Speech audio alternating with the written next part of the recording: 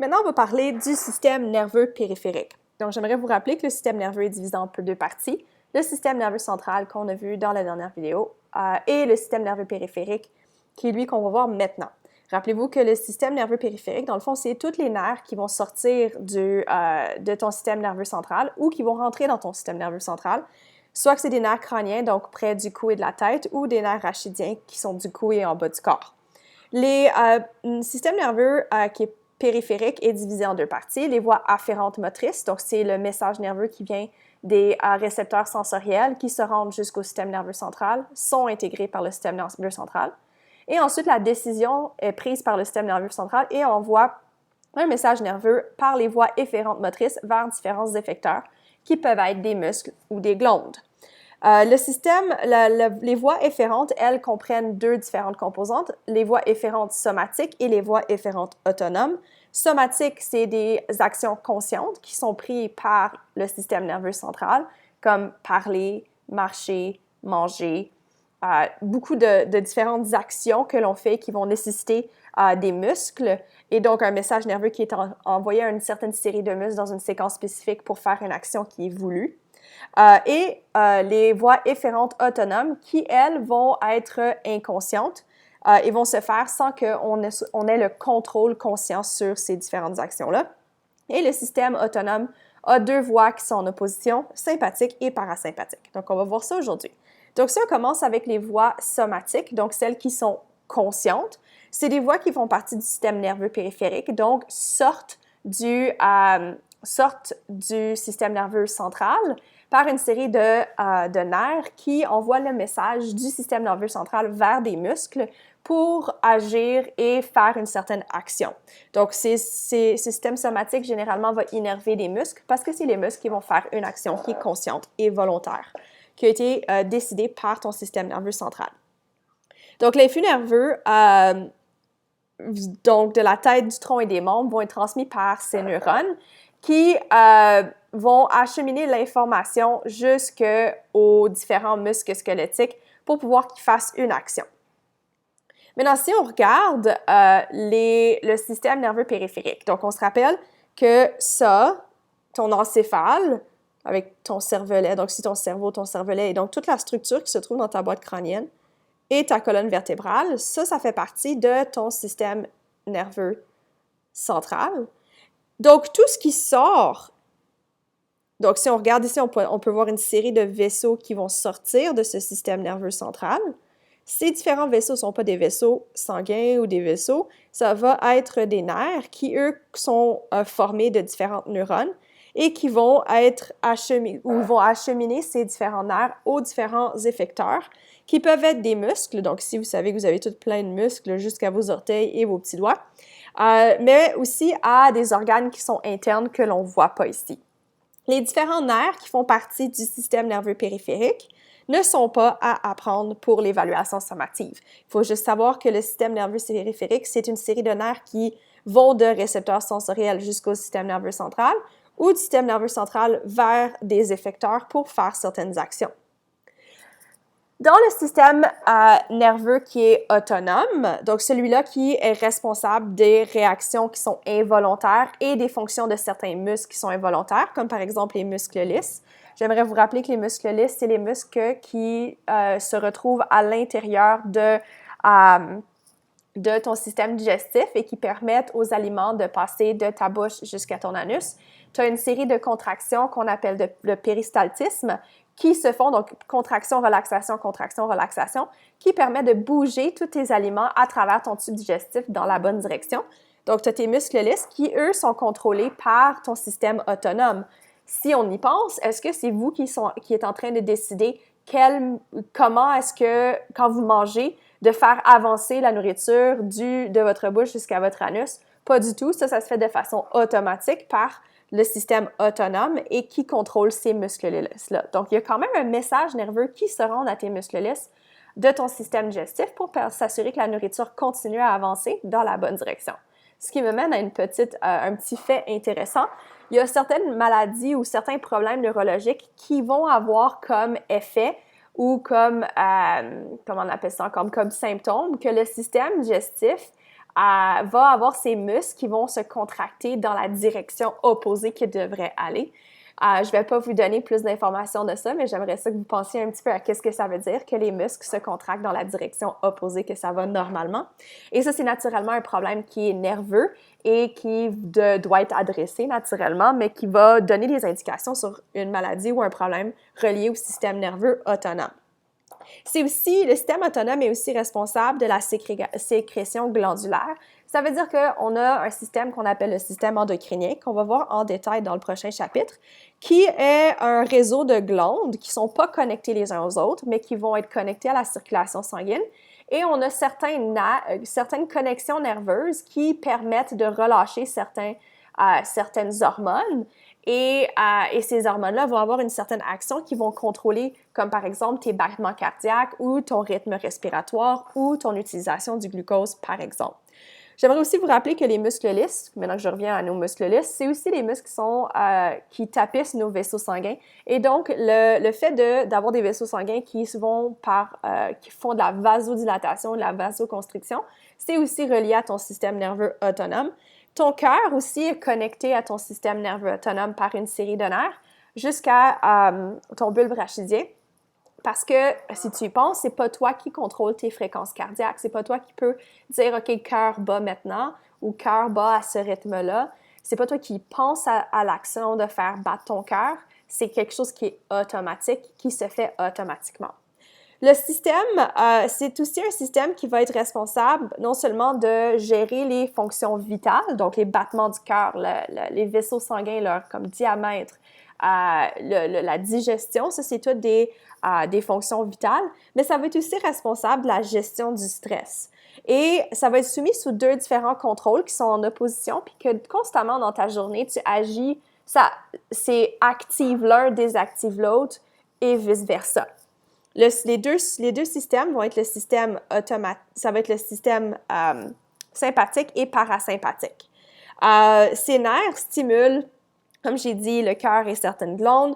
C'est gouverné par deux grandes parties de ton système nerveux central, de ton encéphale, ton hypothalamus et ton bulbe rachidien. Comme je vous avais dit, les deux vont être responsables de tes fonctions vitales, comme les battements du cœur et ton rythme respiratoire, mais comme je vous ai dit, les deux le font pas de la même façon. Le bulbe rachidien, lui, va le faire avec une série de nerfs qui partent du bulbe rachidien jusqu'aux effecteurs, par exemple le cœur.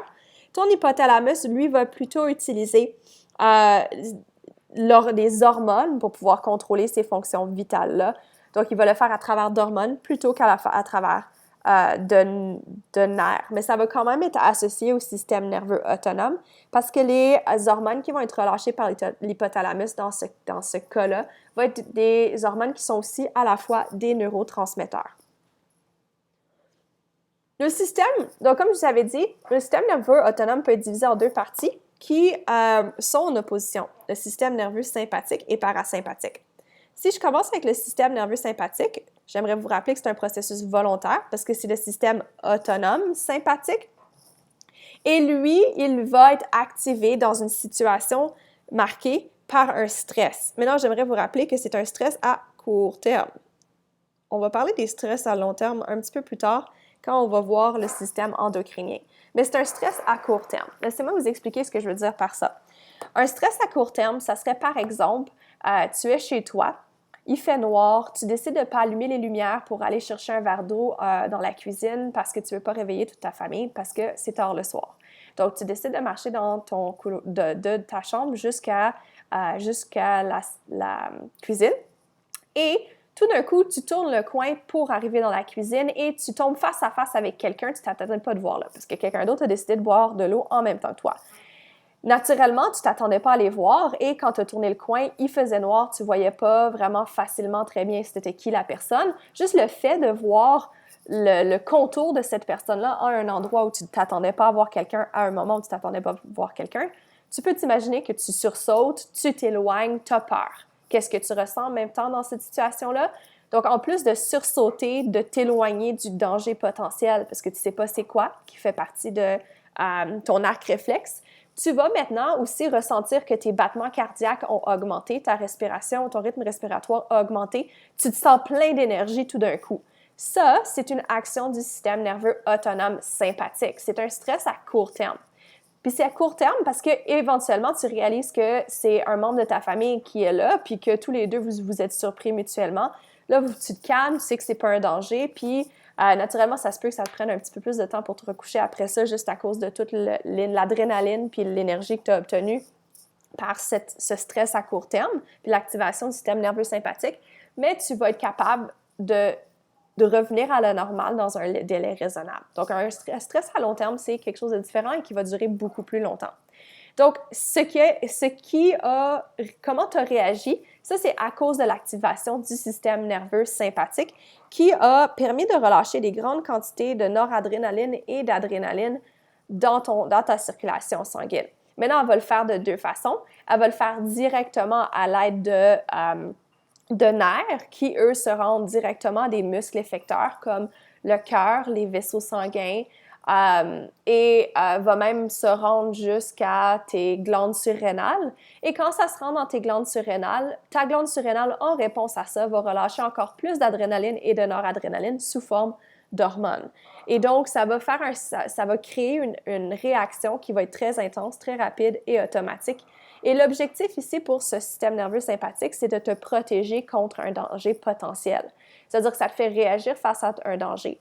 Quand ton rythme cardiaque augmente, ton rythme respiratoire augmente et tu te sens énergisé quand tu te fais surprendre comme ça, c'est que tu te retrouves dans une situation maintenant où tu as beaucoup d'énergie, tu as un rythme respiratoire et ventilatoire très élevé, ce qui fait que tu peux faire beaucoup plus de respiration cellulaire. Tu as plus de glucose aussi qui est disponible, donc plus de respiration cellulaire, ce qui veut dire que tu as beaucoup de possibilités de faire de l'ATP, ce qui va donner beaucoup d'énergie pour pouvoir courir et t'enfuir ou te battre dépendant de la situation actuelle. C'est-à-dire que le système nerveux sympathique, en anglais, on dit « fight or flight » system parce que soit que tu as l'énergie pour te battre ou tu as l'énergie pour t'enfuir, mais tu as de l'énergie parce qu'on veut te sauver la vie dans cette situation-là. Le système nerveux sympathique active certaines régions, mais il va désactiver d'autres régions de ton corps et d'autres glandes ou d'autres effecteurs. Parce que quand tu veux te battre ou quand tu veux t'enfuir, tu veux qu'il y ait certaines choses qui se passent qui rendent ça propice, mais tu veux empêcher d'autres choses qui vont t'empêcher de te battre et de t'enfuir ou qui vont gruger de l'énergie qui n'est pas nécessaire à ce moment-là. Et ces régions qui vont être inhibées font partie des régions qui, eux, sont activées par le système nerveux parasympathique. C'est ça que je veux dire qu'ils sont en opposition. Une partie de ton corps va être activée par ton système nerveux sympathique et désactivée par ton système nerveux sympathique, et ces régions sont opposées pour le système nerveux parasympathique. Le système nerveux parasympathique, c'est lui aussi qui fait partie d'un système qui est involontaire, mais lui, il est un système qui est beaucoup plus actif lors du calme et du repos, donc l'opposé du stress de vouloir se battre ou s'enfuir. Son but, ce n'est pas de donner beaucoup d'énergie pour se battre ou s'enfuir, c'est d'être capable de conserver au maximum l'énergie ou d'obtenir plus de l'énergie de son environnement. Il est associé au repos et à la digestion. Ça veut dire que les muscles effecteurs qui vont être activés par le système nerveux parasympathique vont être, par exemple, les muscles lisses de ton système digestif. Tu veux que quand tu es au repos, que ton système parasympathique active les contractions musculaires de tes muscles lisses dans ton système digestif pour aider à la digestion. Ça va faire en sorte que tu vas pouvoir aller chercher plus d'aliments, plus de nutriments et de glucose de tes aliments, ce qui te fait obtenir plus d'énergie et donc le conserver aussi. C'est associé au repos. Donc, ça baisse les fréquences cardiaques, à l'opposition du système nerveux sympathique qui augmente les fréquences cardiaques. Ça abaisse la pression artérielle parce que tu n'as pas besoin d'une aussi grande pression pour acheminer l'oxygène et le glucose à tes cellules. Tu es en moment de repos, donc ton métabolisme est beaucoup plus bas. Ça favorise la digestion, donc ça va aussi peut-être acheminer le sang à ton système digestif pour permettre une meilleure absorption des nutriments. Ça va stimuler les organes reproducteurs parce que généralement, les animaux qui sont stressés ne veulent pas se reproduire. Donc, si on fait peut-être un lien avec la zoologie, les pandas sont très difficiles je veux utiliser le mot multiplier, mais à se reproduire de façon naturelle en captivité. C'est très, très, très rare. Puis ça, c'est parce que généralement, la captivité est un environnement qui est plus stressant pour ces animaux-là. Et les pandas, pour une raison ou une autre, sont très sensibles à ce genre de stress-là. Donc, quand c'est le système nerveux parasympathique qui, lui, va stimuler les organes reproducteurs. Et c'est lui qui va faire la dilatation des vaisseaux sanguins parce que tu n'as pas besoin d'acheminer autant de nutriments dans les différentes régions. Parce que généralement, la dilatation fait que ça baisse la pression artérielle. Le système parasympathique va généralement utiliser l'acétylcholine comme neurotransmetteur. Mais je vais reparler un petit peu des neurotransmetteurs qui sont impliqués dans les voies sympathiques et parasympathiques à l'aide d'un schéma. C'est-à-dire que si on regarde ces deux systèmes nerveux, donc ici le schéma est divisé en deux, donc ça serait la division. Ici, tu as le système nerveux sympathique. De l'autre côté, tu as le système nerveux parasympathique. Maintenant, j'aimerais juste parler un peu de la légende. Si on regarde cette ligne-ci qui a des points, cette ligne-ci avec les points indique un neurone ou des nerfs qui sont faits de neurones qui relâchent de l'adrénaline et de la noradrénaline comme neurotransmetteurs. Donc ça, c'est des nerfs qui sont spécifiques à l'adrénaline et la noradrénaline. Et ceux qui sont lisses, c'est des neurones qui sont faits, c'est des nerfs qui sont faits de neurones qui, eux, relâchent comme neurotransmetteurs l'acétylcholine. Donc, si on regarde le système nerveux sympathique, lui, c'est la noradrénaline qu'il relâche en réponse à un stress à court terme. Et ce que ça fait, c'est que ça va inhiber les larmes. Inhiber les larmes, pourquoi? Bien parce que quand tu t'échappes, donc disons qu'une autre situation stressante, c'est qu'il y a un animal qui est dans la forêt et qui te court après.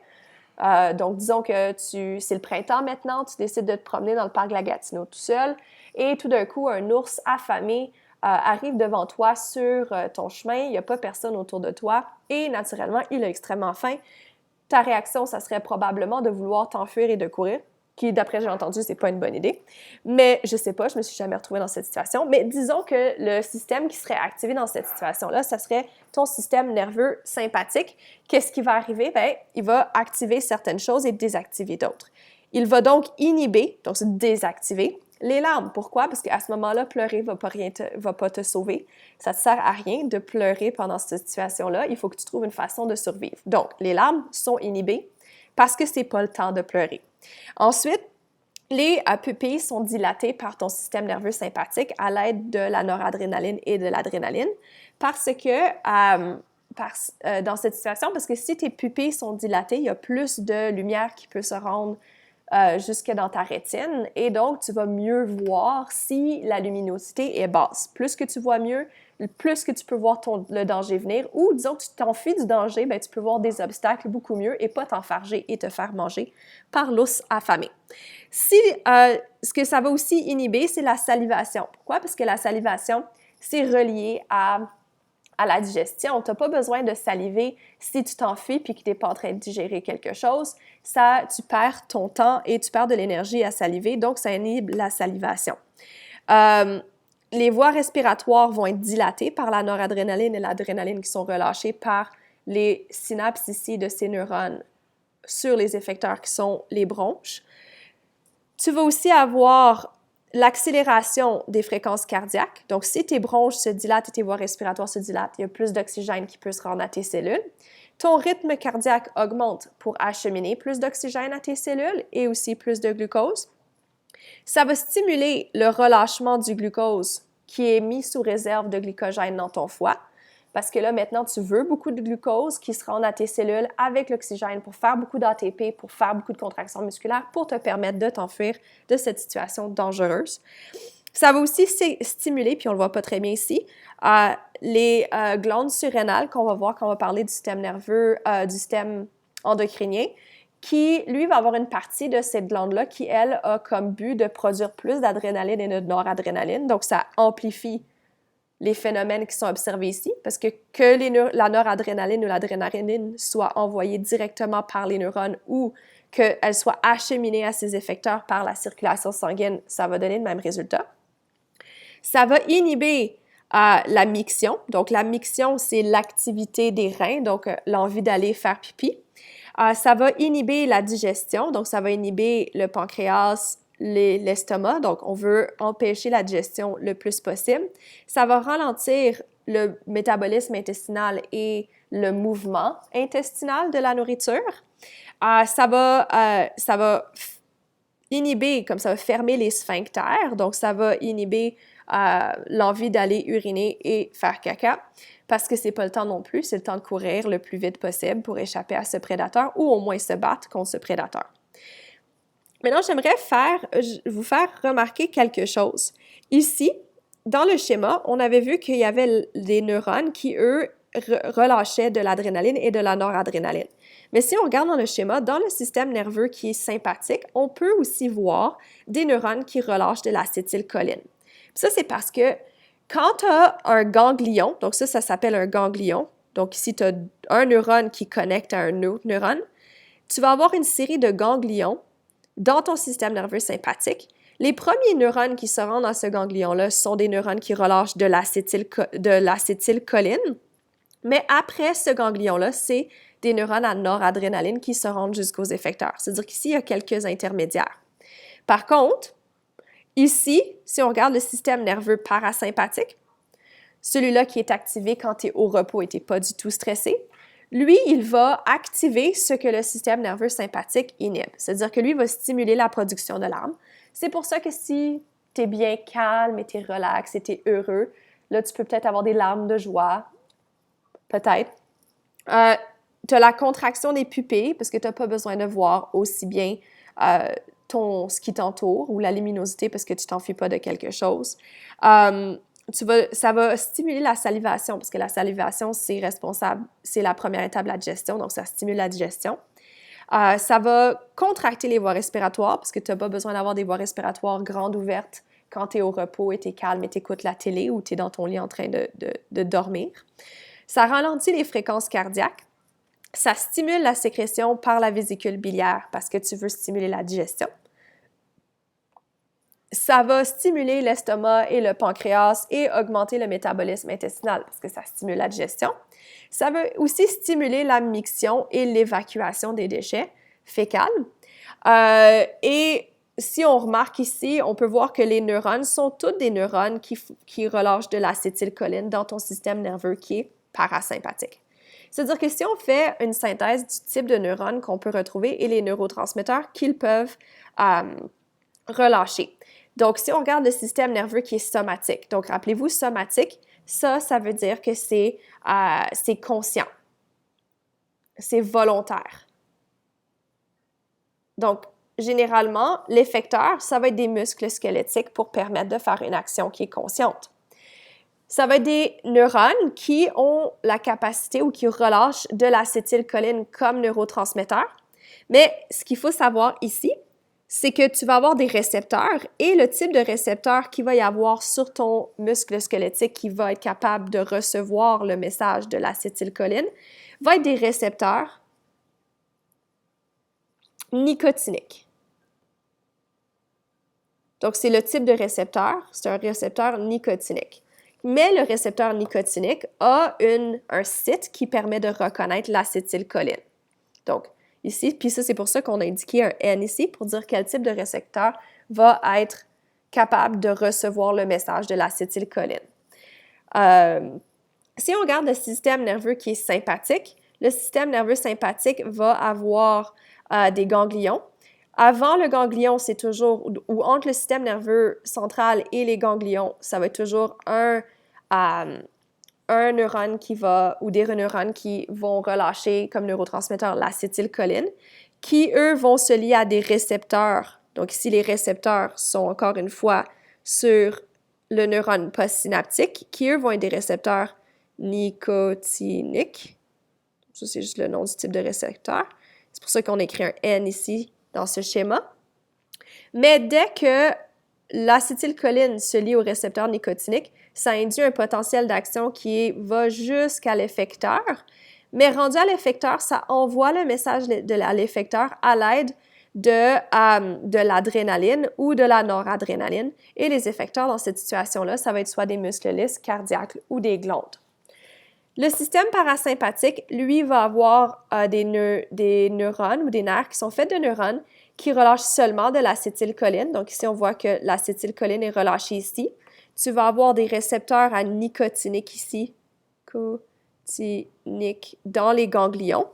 Mais après le ganglion, pour le système parasympathique, à la différence du système somatique, le récepteur qui va se retrouver sur l'effecteur ici, donc muscle lisse, cardiaque, glande, etc., ça va être un récepteur qui s'appelle muscarinique.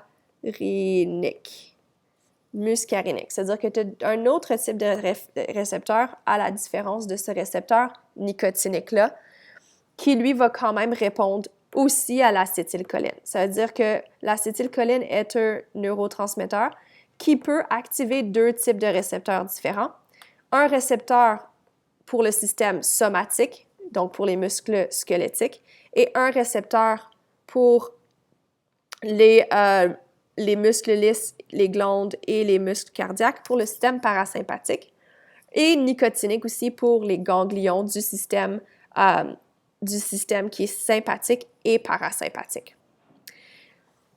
Donc ici, c'est quelques petits effets de chaque système nerveux sympathique et parasympathique. Dans le fond, ici, tout ce qu'il faut faire, c'est se rappeler au moins les effets sur ces effecteurs-là d'un système, puis tu sais que l'autre système est toujours en opposition. Donc, tu fais juste dire l'opposé pour l'autre système au lieu de l'apprendre par cœur.